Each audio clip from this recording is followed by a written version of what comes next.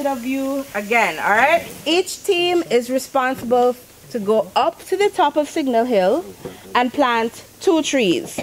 On the way, you have other challenges. The Environment Division has decided to do this particular activity because, for one thing, we want to get children involved in things that relate to the environment, and we want them to see the idea of tree planting specifically as something that can be fun. You don't have to race past anybody. Take your time and go ahead at a careful pace. When you're going up there, you're going to see animals. If you see any animals that you recognize, you are supposed to tell the checkpoint people so they can write it down. And if they are correct, because some of you all might just say some nonsense, if it's not accurate, you won't get points for it. All right? I thought there would be ducks in the pond. They are ducks, but not this time of the day. That's so this is the hog plum. Hog plum, and this one is what? Yes, I'm the black mambi. Black? We don't know. Mom, yeah. Black lullaby. Black lullaby. And what's the scientific name for it? The schools that are taking part are a part of the Environmental Cadet program, which is within the Environment Division. And the program itself is within 26 schools across the island, and it encourages children, again, to become more exposed to the environment. The schools that were chosen were Clear Hall Secondary, Pear Secondary, and Jennings Secondary. The plan is each of us will answer the riddle, and we have the boy, he will be having the GPS, so he's mostly the technician at our school, so yeah, so I hope he wins. I think that we can do this. You know, we from the Clay House Secondary School, and our motto is striving for excellence. And I do believe that we will come out successful. I've never been up there before, but these guys say they have an idea, so they don't know what to do. We're going to train them how to plant the trees correctly. We'll also be giving them a few lessons on the proper use of GPS, how to use a GPS, a handheld GPS, because they're going to have to use a GPS along the way. Hopefully nobody's going to get lost. What the GPS does, it is basically a handheld device that connects or communicates with satellites circling around the Earth. Okay. With a GPS, it doesn't give you an exact location. It gives you a location in general. So sometimes you may be off by 20 feet, sometimes you may be off by 10 feet, sometimes you may be off by 5 feet. That's all dependent on how much vegetation cover you're on, how much cloud cover we have, and these sort of things. When you get to your GPS challenge, you're going to get a little riddle. The riddle takes you to your second point, all right? When you get to that second point, you're going to collect another flag. If you don't have the flag, what happens? No points. If you get to the top of the hill and all of you are not in there as a team, all 5 of you are not there, it doesn't count that you're finished. All right? So all 5 of you must be together at the top, completed your tree planting, and then time is stopped for you. All of the team has to be there, all 5 persons on the team.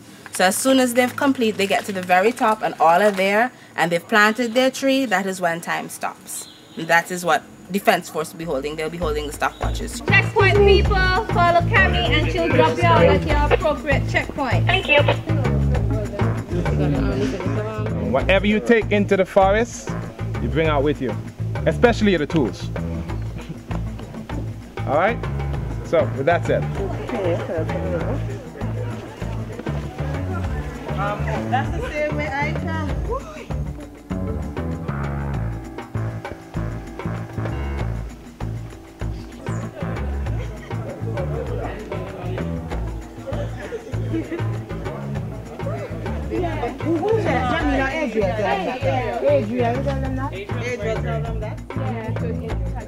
Okay, ready? Team 1, ready?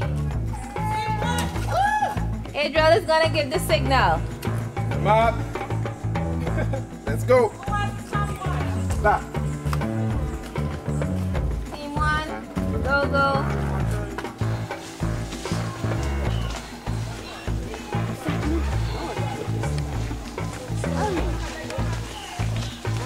When I get too much that way, you say I'm too far. It's somewhere down here. I believe it's somewhere down across here. Is it yellow wrapped around the tree, tied, probably? It's on a what? It's on a stick, yeah. A stick.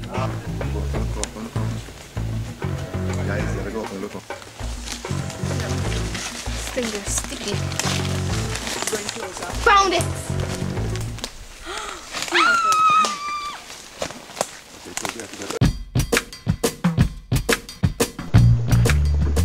Hey, Mom.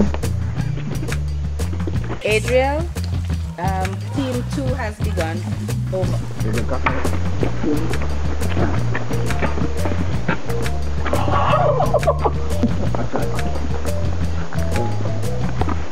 Can I read that, please? Somebody hold it. Read that. What does it say? Find the line of trees below.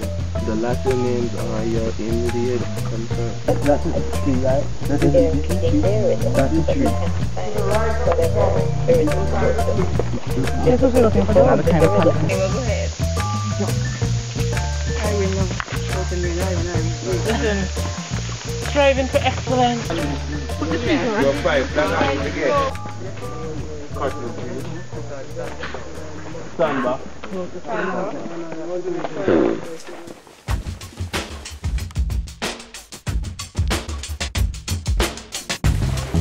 What? Why is nobody going? They're walking really fast. Hey, safe man. How safe?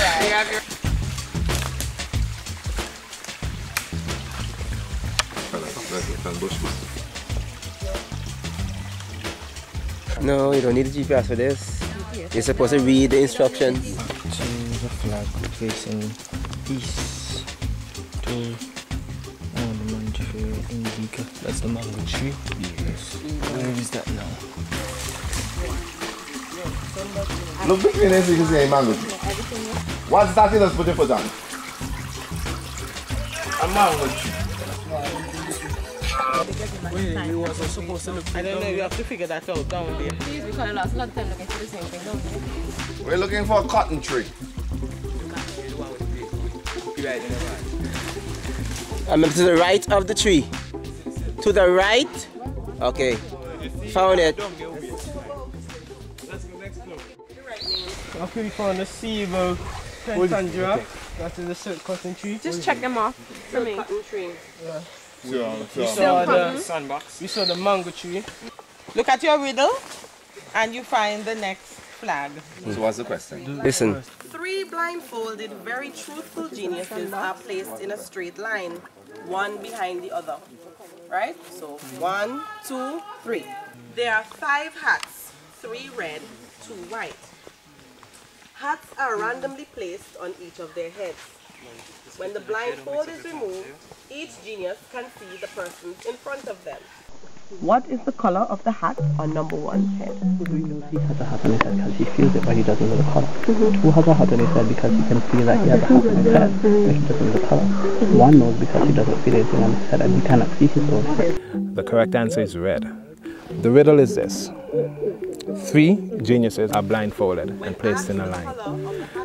Each genius can only see directly in front of them. The first genius, genius number 3, a hat is placed on his head. So too is 1 in the middle and genius number 1. It's 2 reds and 3 white? No, 3 reds and 2 white. Yeah. There are 5 hats, 2 different colors. 3 red hats, 2 white hats. And the hats are placed randomly on each genius's head. So they have no idea what color it is that's on their head. However, they can see whoever's in front of them and the color of the hat that they're wearing. The genius in the back, genius number 3, can see number 2 and number 1. Genius number 2 can see number 1. Number 1 cannot see any. Now, based on the honest genius's answer, you and genius number 1 would be able to tell what color the hat of genius number 1 is. Genius number 3 says, I don't know. Genius number 2 says, I don't know. Genius number 1 shouted out, I know. Now, how you come up with the answer? There are 2 white hats. Now, if genius number 3, who is at the back and can see 2 of them, looks forward and he sees 2 white hats on the heads of genius number 2 and genius number 1, then obviously he's wearing a red hat because there are only 2 white hats and 3 red hats. He looks forward. He does not see 2 white hats, so obviously he has no idea what color hat it is because there are no 2 white hats in front. So he says, I don't know. There are 3 red and 2 white. The number 1 have on the white one. The chief has to use a red hat and the 2 white. That's random. Genius number 2, he looks forward. He listens to what genius number 3 says. Genius number 3 says that he does not know what color hat is on his head. So that means, obviously, neither I, genius number 2, or genius number 1 is wearing white hat. We're not wearing the same color hats. So if we're not both wearing white hats, then that would mean if I can't, since I'm genius number 2, genius number 3, based on the answer that genius number 3 said, not knowing, then I can't tell what color hat I'm wearing. If genius number 3 had said, I know what color hat I'm wearing, then that would tell genius number 2 then that both myself and genius number 1 are wearing white hats. But genius number 2, looking forward, hearing the answer that's behind him, he can tell, okay, it could either be 2 red hats or a red and a white hat. Based on number 3's answer, genius number 2 does not know the answer. So he says, I don't know. Now based on that, genius number 1, hearing that genius number 2 and genius number 3 does not know what color hat they have, then he would know immediately what color his hat is. Because if he knows, if genius number 3 does not know, then genius number 3 is not seeing 2 white hats in front of him. And if genius number 2 does not know, then genius number 2 is not seeing a white hat in front of him. So that obviously means I am wearing a red hat. Obviously. Obviously. Yeah, they place randomly. The place up here, right? The clues are up No. where the people. It's just a riddle to see where you will get it. Miss. White. Rest, drink water. That's wildlife. What do you see? Mango tree, beaver grass. Wildlife. Oh, wildlife. Oh, sorry. A dog. No, you didn't see any dog. I saw a dog. A dog was over here. Saw a dog, okay. There was a dog. That's it? Yeah. Okay. I saw ants. And I saw a fly. And a tadpole. And a tadpole. And a caterpillar. Drink water, people. Hydrate. Any more water? Oh, and this thing ran into the forest. What was it? I don't know. It has a bushy tail. Are you serious? Mongoose. There you go. You're almost at the end, you know. You're I like know. less than 5 minutes from the planting area. Okay.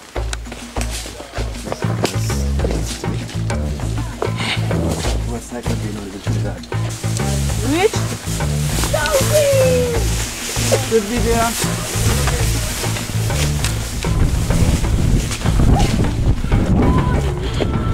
We're planting along the pond, alright? Planting them 15 feet apart. With its 5 footsteps. We start digging here. Let's wet it now. Okay, woman. 5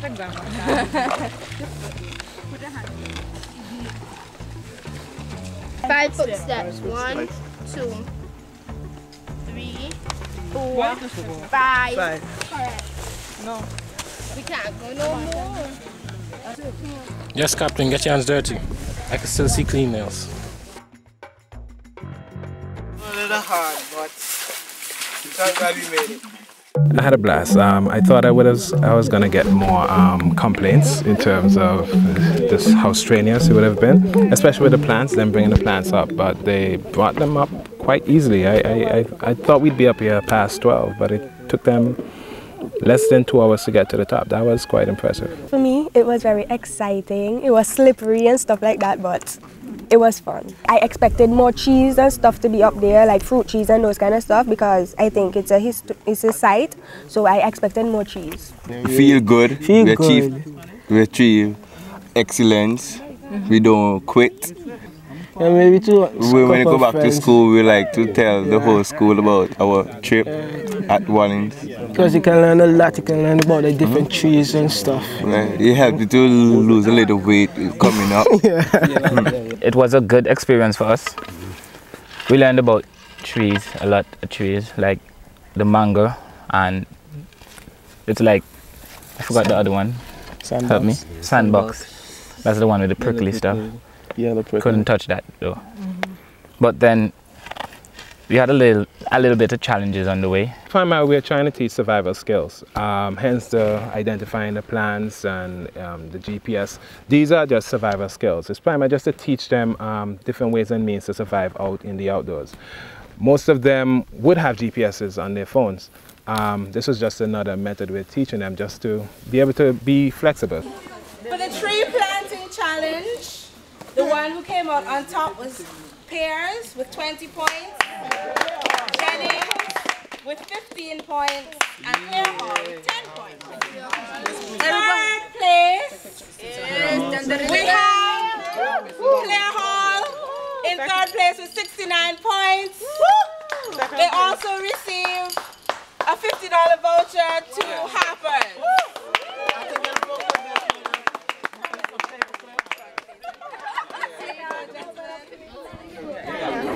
In second place, with 80 points, which is pretty good, is Jennings Secondary. Come forward, Jennings.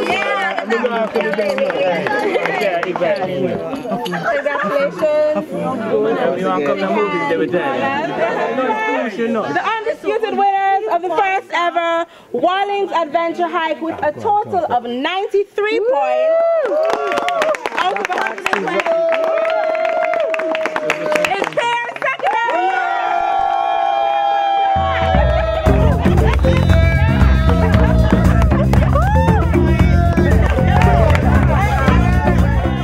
On behalf of the Sandals Green team, I want to congratulate the Pears team for doing a fantastic job.